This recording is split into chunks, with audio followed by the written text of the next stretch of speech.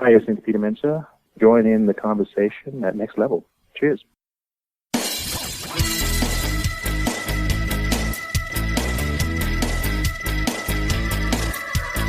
this is TJ Miller. Hey, this is Lucky Yates. Hey there, this is Jimmy Simpson. Hello, this is Brad Sherwood. Hi, this is Claire Coffey. This is Andy Daly. Hey there, this is Kevin Durant. Hi, I'm Chris Parnell. Hey, this is TJ Fine. Hey y'all, this is David Hoffman. You are listening to Next Level Radio. Have fun. It's time for the Showcast. And now, here they are, those pop culture junkies and your hosts, Ben Beck, Adam Gorey, and Steve Richards.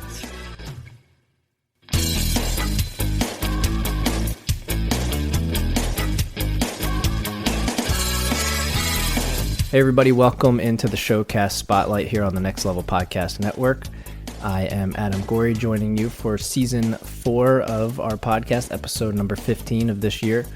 And tonight's guest, or today's guest, whenever you're listening, you've probably seen on some shows, maybe like Starz' hit show Spartacus or Fox's Sleepy Hollow. You've definitely seen him in some big feature films like 300, both 300 films, The Incredible Hulk and Avatar. And now you can actually watch him Mondays on NBC's new supernatural show, Midnight Texas. Please welcome to the show, or to the podcast, Peter Mensah. Peter, how's it going? Hi, I'm good. It's great to be here. Thanks for having me. Yeah, absolutely. And we briefly, briefly talked off recording. You were mentioning that Midnight Texas's numbers have been looking pretty good. For anyone who hasn't caught it yet, maybe tell us just a little bit about the show and then your character. Is it Lemuel? Am I saying that right? Lemuel. Lemuel, yeah, I'm sorry. I had a hard time getting my tongue around it the first time too. But yeah. So Midnight Texas is a story of basically a young man is running away from something in his life, and he gets into his RV and he's drives away in the desert to a town recommended to him by, let's say, a relative. And he gets there and finds it's this odd town in the middle of nowhere with a number of inhabitants that are unusual. Everyone has some of them are not quite human, but everybody has something to hide. And as we find out, this young man also has a secret. He's actually a psychic. The relative that advised him is his dead grandmother, who he had conversations with. And so gradually each episode reveals a little bit more about this oddball group. And at the same time, you get to see this group form a family unit and then actually take on a number of events that occur as the season progresses. So it's sort of a supernatural group drama that it sort of goes in several directions at once, but the cohesive family is what holds it together. And I played Lemuel Bridger, who is the resident town vampire. A couple hundred years old. He has a unique ability to drain energy, in addition to biting, as traditional vampires do. But it allows him to live among people without killing them for food. Yeah, and there's the synopsis. It's cool because, like you kind of led on to, it's a great kind of group cast there, and it's one of those things where normally you see, supernatural shows are great. First off, we here on the podcast have, talked to plenty of people on supernatural shows like this and sci-fi and all that kind of stuff. And I think the cool thing is that the characters, especially, your character who's a vampire, normally, a lot of times you see them in a negative role or as the antagonist or something like this, where this group are kind of like a group of anti-heroes in a way, it seems like. Yeah, very much so. And I think, you touched on that this is one of the things that I love about doing supernatural sci-fi fantasy. We are allowed to sort of walk away from the stereotypes, which are a bit more difficult to have flexibility with in mainstream TV and film. Mm-hmm. So, yes, my character is 200 years old and essentially dead. but he's in a full-blown relationship, and Right. you get to have, the vampires trying to navigate the issues within relationship, which happens to everybody. And the resident town angel has some of those issues too. This is the thing that works. I think it is an oddball group, and the strangeness of the individuals aren't really the issue. The issue in the stories told is them trying to deal with life, and rather than their awkwardness or their oddness. So it makes it a little bit more engaging, I think, because you get involved in the characters. Right. The situations are fantastic at times, but sometimes they're just normal. It's just, you and your partner are trying to figure out sort of how to get on. And in the middle of it, the veil between heaven and hell is breaking, and you got to go do that too. But it works. Yeah. And I mean, it's, this season's kind of starting to wind down. Like I said, it's on Mondays, but there's only technically 3 episodes left, I believe. This coming Monday, the 11th, and then there was supposed to be another episode on the 12th, but I believe NBC is putting on this great type of fun for Hurricane Harvey, so I believe it got pushed back to Wednesday the 13th, and then the 18th is the finale. Right. What? Monday, yeah. So there's a lot coming on in the next couple of weeks. What can we expect over these next few, penultimate and then finale episodes? Well, as you alluded to, there will be another episode on the Monday, then the Wednesday following, and then the last is the following Monday. Yeah, so 3 in 1 week. It is. Yes. So essentially, you're going to get 3. It's a Midnight Texas week. And as the numbers of the show are winding down, the elements in the show are cranking up. So I think it's sort of the dramas between the individuals are incredibly heightened. Mm-hmm. And at the same time, the issues that the Midnighters as a group has to face and the town of Midnight itself really come to a head. So as you may know, and as some of the listeners will know, the stories are based on the trilogy of books written by Charlene Harris, who wrote the Sookie Stackhouse novels that became True Blood. Right. So it's fantastic, but in this, I think the group is less about their issues amongst each other as different people. It's more the family of oddballs now taking on the issues that face the town of Midnight. And consequently, the group, the Midnight, sits on this mythical veil between heaven and hell. So as the issues in Midnight happen, our group becomes the heroes that essentially the last standing bastion between sort of our normal life and what happens on the other side. So in these 3 episodes, all of that will come to play, and the town will literally blow up as the issues, as these things come to a head. So it's going to be a ride. Yeah, we're definitely excited for it. I'm curious from an actor's perspective. I had mentioned some of your past work, and you're no stranger to supernatural or fantasy shows or movies.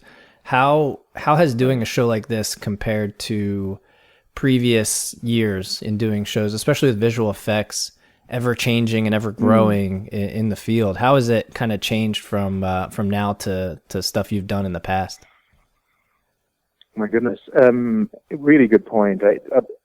The nature of television and film has changed dramatically, and I think we can all say the TV, especially in technology, has certainly advanced what we in features and all the superhero stuff, and in Avatar, and to a great extent in what we are doing here on Midnight. So, and for me, the fun in this is that I actually, when you do television, you get many more episodes to explore character and story. Mm-hmm. And Lemuel has so much going on, great to actually have to figure out how to navigate all the stuff that this man would have seen over 200 years worth of life, and then to see his naivete in trying to navigate a relationship. Right. At the same time as managing, a deadly sort of hunger within himself, a vampire to resist blood. And yet here he is amongst humans who he now calls family and whom he protects, right? But with the technology as it is, you can actually sort of tangibly create and heighten every threat.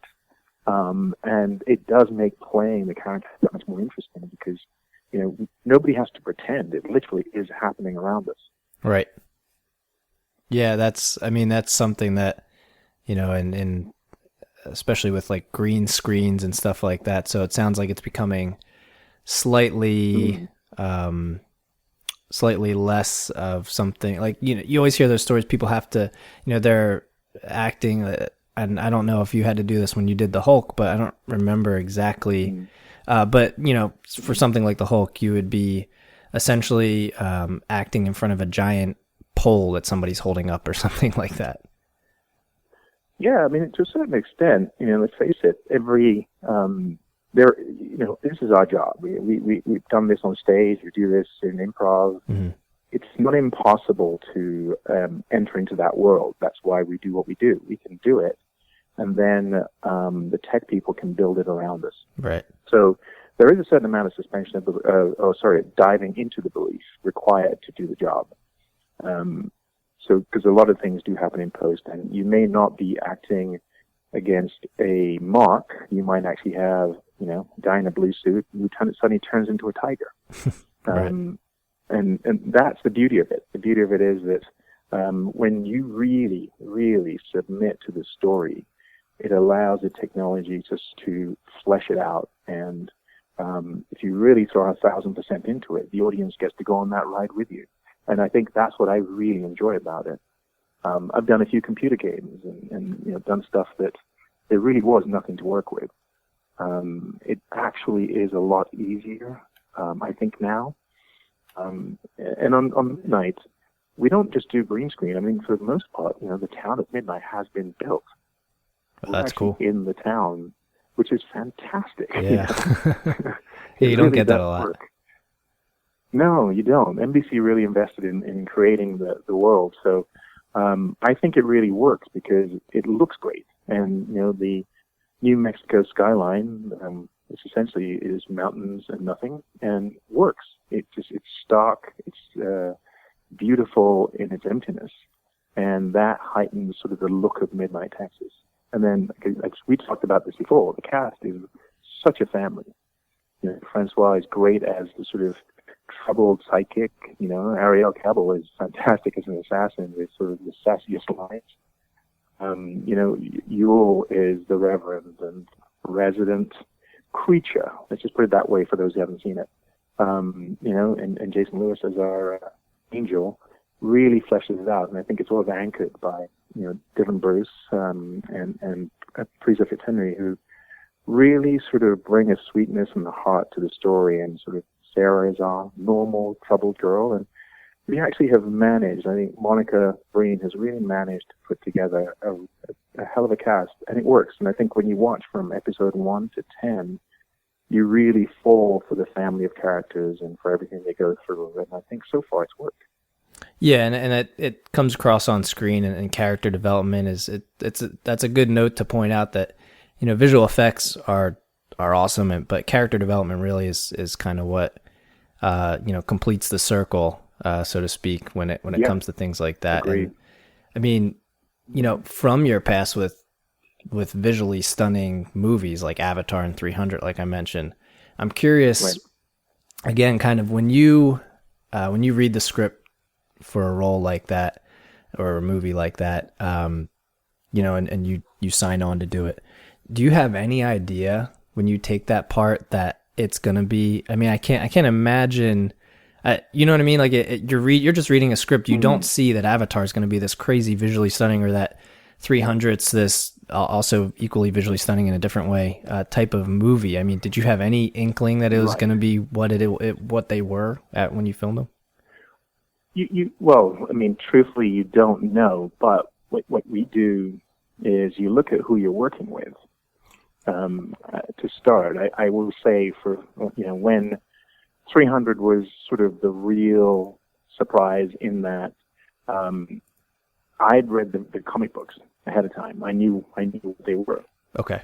And I knew it was working. So when Zach said he was going to do it, I thought, okay, but how? Right, because he hadn't. When I saw the renderings, he hadn't directed a ton of movies to that point before doing 300. No, nobody knew how good he was going to be. Right. You know, but we knew the graphic novels, and when they showed it, so we would do a scene. And signing on, I didn't know, but I knew the stories, and I thought this is interesting, but I wasn't sure. But on meeting him and then seeing his renderings and he explained how he was going to do it, and I was blown away. And we sort of thought this could work, but you just don't know. And it came out, and it was massive. With James Cameron, you say yes because it's James Cameron. Yeah. I mean,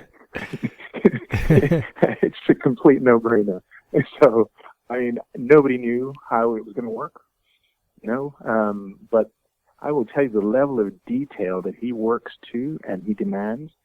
You're studying a language, you're learning to walk differently, you breathe differently, you're changing your body language to create a culture. At that level, and seeing the amount of technology used, you buy in. And all I know as an actor is my job is to buy in. If I really buy in, I give everybody else a chance to make it all look good. Mm-hmm. Right? So you don't know, but you do know the players. Right. At times, and that does make a difference because you have to trust that the people you're working with care as much as you do to make it brilliant. Is there any chance? Again, I don't. It's been so long since I've watched Avatar. I don't quite remember the fate of your character because you were one of the blue guys essentially. No, yeah. Any chance you're going to be in? I know there's like 3 films coming out for it. Any chance you're in any of those? Yeah, 3 or 4, and I don't. If I could tell you, I would. I honestly don't know anything to pass on. I do know that he's worked extremely hard, and there's a number of stories around the scripts that are out there, and some of the original cast I know have signed back on. So I think it's in process. But currently, my life is at midnight, and as soon as that gets sorted, I do know that. Whatever happens, I'll know soon enough, and I'll be sure to pass it on. Excellent. Yeah, and I mean, if you have time for one more question, I'd love to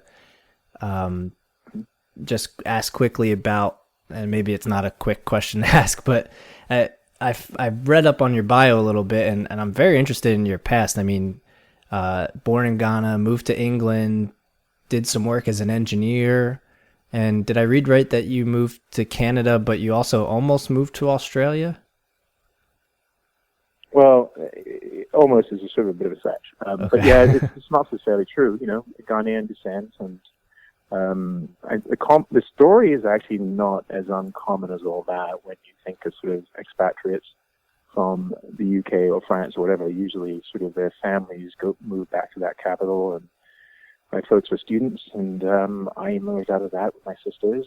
And eventually, when I made the decision to go to Canada, it was just one of those things where you're graduating and you're thinking, where do I want to go?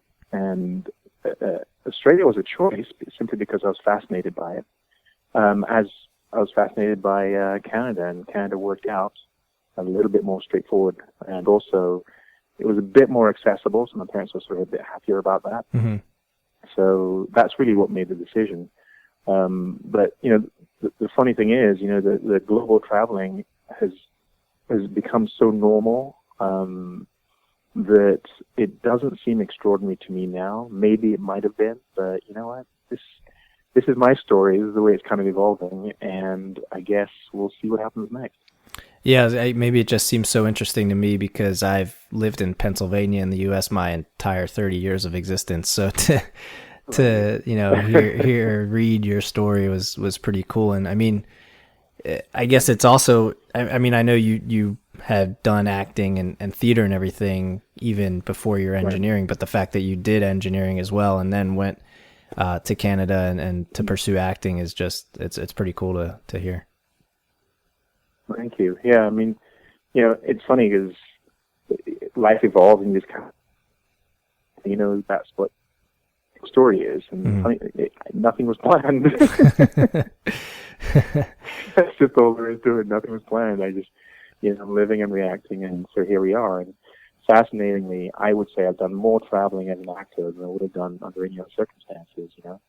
Shot in New Zealand, in Morocco. Worked in sort of all parts of the States. It's interesting how it all plays out. Yeah, absolutely. And again, I appreciate spending some time with me, and for those listening, again, I believe you can stream most, if not all, the episodes of Midnight Texas to this point on NBC's website.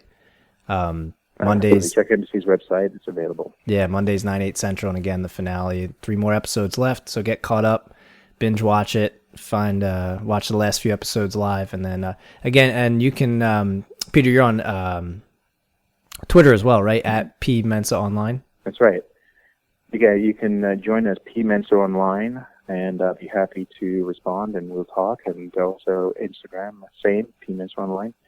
And that a number of people actually tune in and have conversations with cast as the episodes are on. So come on in and enjoy the show and the conversation. Yeah, that's what I know. A lot of actors will live tweet episodes and stuff. So that's awesome that you're accessible for that. So I know people eat that up. So, but I thank you for joining me, and hopefully, we'll have you back on at some point for either season 2 or Avatar 2, 3, 4, 5, however many that they decide to make. There you go. Thanks for your time, Adam. I appreciate it. Okay, that wraps it up for this episode of the Showcast. Thank you very much for downloading. And remember to rate, review, and subscribe on iTunes if you haven't already, or Google Play. And check out nextlevelradioonline.com for the rest of our podcasts on the network.